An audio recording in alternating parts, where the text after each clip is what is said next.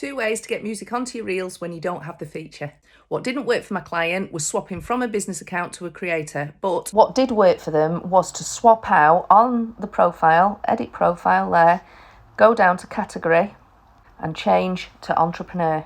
And that gave them video straight away into their Reels account. If that doesn't work, I've got a workaround. Find the video or reel that you like the music of and start to record your screen. I then use the app InShot to hit the green new button and add the reel that you want to add the music to. Click the music button, tracks, extract audio from video and choose the video that I wanted the music from, whatever the section of the music that you want in it. Download, save, then go to your Instagram, to your reels, upload that and add your reel as normal. So try editing your profile to an entrepreneur or extract the audio from your favourite reel through the InShot app. If you don't know how to record your screen, check out my next video on that.